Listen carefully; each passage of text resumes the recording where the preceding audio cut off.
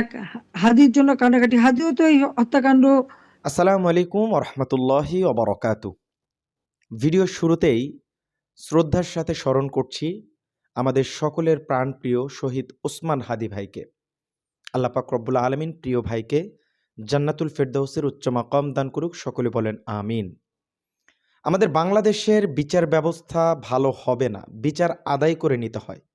রাজনৈতিক বিশ্লেষক যারা আছেন বা যারা রাজনীতি করেন, তারা বাংলাদেশের রাজনীতিটা খুব ভালোভাবে বুঝেন যে আমরা হুজুগে বাঙালি। এই কয়েকদিন ধরেন হাদি ভাইয়ের বিচার টিচার চাইবো, তারপরে আমরা থেমে যাব, এটা রাজনীতিবিদ সরকার জানে। একটা কথা স্পষ্ট করে বলে দেই ভাই, এখানে আসলে ঘোর প্যাচের কিছু নেই। হাদি ভাই কি চাইছিল? শুধু যে তারে হত্যা করা হইলে তার যেন বিচারটা করা হয়, সেই বিচার বাংলাদেশে অন্তত হবে না। সামনে নির্বাচন, এটা ধামাচাপা পড়ে যাবে। তারেক রহমান সাহেব আসতেছে, হাদি ভাইয়ের বিচার বাংলার মাটিতে হবে না, লিখে রাখেন। ছোট মানুষ তো বইলে দিলাম, কারণ এর আগে অনেক ঘটনা আমরা দেখছি, এটা হয় না। আমরা দোয়া করি আল্লাহ পাক যেন সেই আসামিরা শাস্তি দেয়, এই দোয়া করতে পারি। এর চাইতে আসলে বাংলাদেশে আর কিছু বেশি কিছু হবে না। যাই হোক, আজকের ভিডিও মূল আলোচ্য বিষয় আপনারা টাইটেল এবং থাম্বনেল দেখে বুঝতে পারছেন। হাদি ভাই মারা যাওয়ার পর থেকে আমরা ভারতকে দোষারোপ করছি, ভারত বাংলাদেশের উপর হস্তক্ষেপ করে বিভিন্ন ধরনের কথাবার্তা ভারতকে নিয়ে হচ্ছে। তো এই ব্যাপারটা তো আসলে ভারতের কান পর্যন্ত যায়। তো ভারত হাদি ভাইয়ের এই হত্যাকাণ্ডের বিষয় নিয়ে যে কথাগুলো বলছে, সেই বার্তাটা আজকে দেব, এবং সেই সাথে শুরুতে একটা অডিওর ক্লিপ আপনারা শুনছেন। শেখ হাসিনাও হাদি ভাইয়ের ব্যাপারটা নিয়ে অনেকদিন পর মুখ খুলছে, তো তিনি আসলে কি বলছেন? দোষ তো তার উপরেই বেশি উঠতেছে, তাই না? তো তার কথাগুলো একটু শোনা দরকার। তো দুইটা বিষয় খুবই গুরুত্বপূর্ণ, অনুরোধ করব পরিপূর্ণ ভিডিওটি দেখেই আপনার মূল্যবান মতামতটি কমেন্ট বক্সে জানাবেন। তার আগে চ্যানেলে যারা নতুন আসছেন, প্রতিদিনের নিত্য নতুন অথেন্টিক লেটেস্ট আপডেটগুলো সবার আগে পেতে আমাদের চ্যানেলটি একটু সাবস্ক্রাইব করবেন, ভিডিওতে একটা লাইক করে দেবেন প্লিজ। আমরা হাদি ভাইয়ের ব্যাপারটা যাব, শেখ হাসিনার অডিও কল রেকর্ডটাও শোনাবো। তার আগে কয়েকটা বার্তা একটু আপনাদেরকে দিতে চাই। আগামীকাল অপেক্ষার অবসান ঘটিয়ে তারেক রহমান সাহেব বাংলাদেশে আসবেন, আলহামদুলিল্লাহ। এটা সকলেরই চাওয়া ছিল, তিনি আসুক, এটা আমরা চাই। তার কাছে আমরা চাইবো হাদি ভাইয়ের বিচারটা যেন সুষ্ঠুভাবে করা হয়। তিনি হয়তো জনগণের এই কথাটা রাখবেন। যেহেতু তার বাড়ি বগুড়াতে, তো সেহেতু বগুড়া থেকে লক্ষাধিক নেতাকর্মীরা ঢাকার উদ্দেশ্যে গিয়েছেন, আমাদের গ্রাম থেকেও গিয়েছেন। তো আমি আপনাদেরকে আসলে যেটা জানাবো সেটা হচ্ছে তারেক রহমান সাহেবের কর্মসূচিটা একটু আপনাদেরকে জানানো দরকার। অনেকেই আসলে এই ব্যাপারটা জানতে আগ্রহী। 25শে ডিসেম্বর আসলে আগামীকাল ঢাকায় অবতরণ করবেন তারেক রহমান সাহেব। তারপরে 36শে জুলাই এক্সপ্রেস ওয়েতে সংবর্ধনার সমাবেশে তিনি আসলে অংশগ্রহণ করবেন, এবং তার পরবর্তীতে তিনি আসলে মাকে দেখতে হাসপাতালে যাবেন, এভার কেয়ার হাসপাতালে। এবং 26শে ডিসেম্বর তারেক রহমান যেটা করবেন, বাদ জুমা শহীদ রাষ্ট্রপতি জিয়াউর রহমানের কবর আসলে তিনি জিয়ারত করবেন, এবং সাভার জাতীয় স্মৃতিসৌধে আসলে শ্রদ্ধা নিবেদন করবেন 27 তারিখ। এই জিনিসটা ভাল লাগছে। শহীদ ওসমান হাদির কবর জিয়ারত করবেন 27 তারিখে। ভোটার আবেদন করতে নির্বাচন কমিশনে যাবেন, এবং জুলাই আহতদের খোঁজ খবর নিতে পঙ্গু হাসপাতালে তিনি যাবেন। যা কর্মসূচিটা মোটামুটি ভাল লাগছে।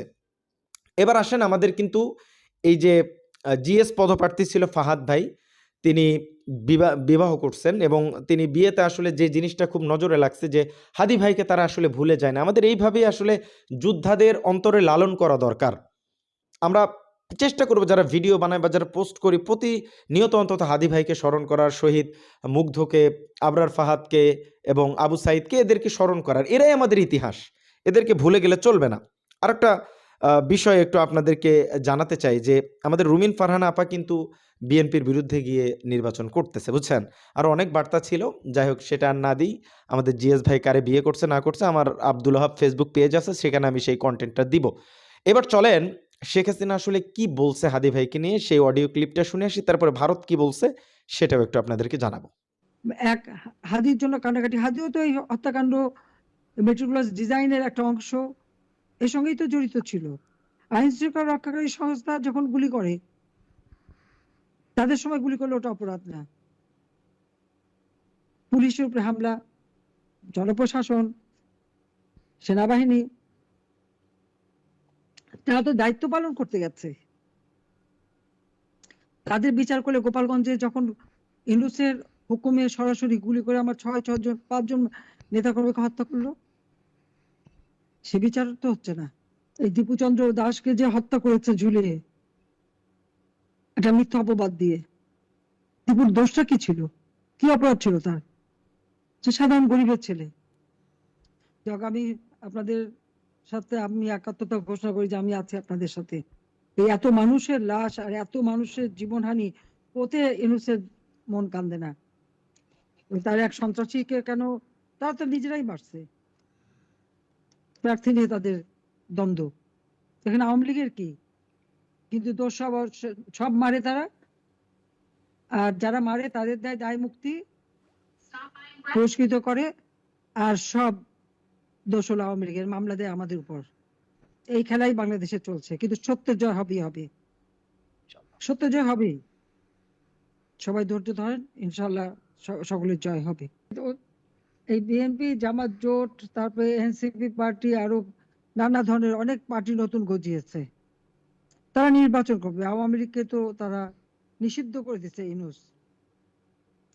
আওয়ামী লীগকে নিষিদ্ধ করে, ছাত্রলীগ সব আমাদেরকে নিষিদ্ধ করে, 14 দল নিষিদ্ধ, আমরা ইলেকশন করতে পারবো না, এবং তারা নিজেরা ইলেকশন করবে। প্রিয় দর্শক মণ্ডলী, অডিও কলটা একটু শুনছেন। এইবার আমার দেশ পত্রিকার একটি প্রতিবেদন, যেখানে বলা হচ্ছে ওসমান হাদি হত্যাকাণ্ডে প্রতিক্রিয়া জানিয়ে যা বলল আসলে ভারত। এই ব্যাপারটা একটু আপনাদেরকে জানাই। ইনকিলাব মঞ্চের মুখপাত্র ও জুলাই যোদ্ধা শহীদ ওসমান হাদি হত্যাকাণ্ডের পুঙ্খানুপুঙ্খানু ও বিস্তারিত তদন্তের আহ্বান জানিয়েছে ভারত। বুধবার বার্তা সংস্থা পিআই জানিয়েছে, মঙ্গলবার বাংলাদেশের হাই কমিশনার রিয়াজ হামিদুল্লাহকে তলব করে ভারতের পররাষ্ট্র মন্ত্রণালয়। এ সময় তাকে শহীদ হাদির হত্যার ব্যাপারে তদন্ত করতে নির্দেশ দেওয়া হয়। বিষয়টির সঙ্গে সংশ্লিষ্ট সূত্রের বরাতে পিআই জানিয়েছে, হাদির হত্যাকাণ্ডের সঙ্গে ভারতের সংশ্লিষ্টতা আছে এমন অভিযোগ ওঠায় বাংলাদেশকে এই ব্যাপারে বিস্তারিত তদন্ত করতে আহ্বান জানিয়েছেন নয়াদিল্লি। দুর্বৃত্তদের গুলিতে হাদি আহত হওয়ার পর ভারতের দূতাবাসের সামনে বিক্ষোভের ডাক দেওয়া হয়েছিল। তার মৃত্যুর পর বাংলাদেশি ভারত বিরোধী মনোভাব দেখা যাচ্ছে বলেও উল্লেখ করেছেন পিটিআই।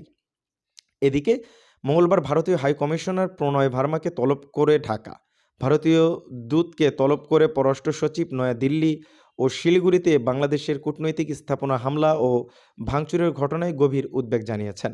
একই সঙ্গে দেশটিতে থাকা বাংলাদেশের কূটনৈতিকদের নিরাপত্তার বিষয়ে জোর দেওয়া হয়েছে। এর আগে 24শে ডিসেম্বর প্রণয় ভার্মাকে পররাষ্ট্র মন্ত্রণালয়ে তলব করা হয়েছিল। সেদিন ভারতের অবস্থানরত ক্ষমতাচ্যুত শেখ হাসিনার অব্যাহত উস্কানিমূলক বক্তব্য সরকারের উদ্বেগের কথা জানানো হয়েছে। পাশাপাশি ইনকিলাব মঞ্চের আহ্বায়ক শরীফ ওসমান হাদির উপরে হামলাকারীর ভারতে পালিয়ে যাওয়ার প্রতিশোধে দেশটির সহযোগিতা কামনা করা হয়েছে। অন্যদিকে 17 ডিসেম্বর নয়া দিল্লিতে নিযুক্ত বাংলাদেশের হাই কমিশনার রিয়াজ হামিদুল্লাহকে ভারতের পররাষ্ট্র মন্ত্রণালয়ে পাল্টা তলব করা হয়। আরও সপ্তাহ না যেতেই বাংলাদেশের হাই কমিশনারকে গতকাল আবারও পাল্টা তলব করেছে ভারত। শরীফ ওসমান হাদি 8 আসনের সম্ভাব্য, এগুলো আর বলে লাভ নেই। তিনি প্রার্থী ছিলেন, তিনি আমাদের মাঝে নাই। আল্লাহ পাক তারে জান্নাতুল ফেরদাউসের উচ্চ মাকাম দান করুক। একটা প্রতিবেদন দেখেন, এই যে আমার দেশ পত্রিকার প্রতিবেদন, এখানে বলা হচ্ছে যে বড়দিনকে সামনে রেখে ভারতে বাড়ছে খ্রিস্টানদের উপরে হামলা। এরা আমাদের বৈষম্য নিয়ে কথা বলে, আমাদের বাংলাদেশে নাকি আমরা হিন্দুদের উপর আক্রমণ করি, বিভিন্ন ধরনের কথা তারা অভিযোগ তুলে। কিন্তু ভারতেই যে সংখ্যালঘু মানুষরা নির্যাতিত, এটা আসলে তারা বলতে চায় না, বুঝছেন? এটাই হচ্ছে বাস্তবতা। তো যাই হোক, আজকের ভিডিও পর্যন্তই। শহীদ ওসমান হাদি ভাই সহ আরও যারা বাংলাদেশের স্বার্থে শহীদ হয়েছেন তাদের প্রতি শ্রদ্ধা জ্ঞাপন করে আজকের ভিডিও এখানেই শেষ করছি। ভালো থাকবেন, সুস্থ থাকবেন। আসসালামু আলাইকুম রহমতুল্লাহি ওয়া বারাকাতুহু।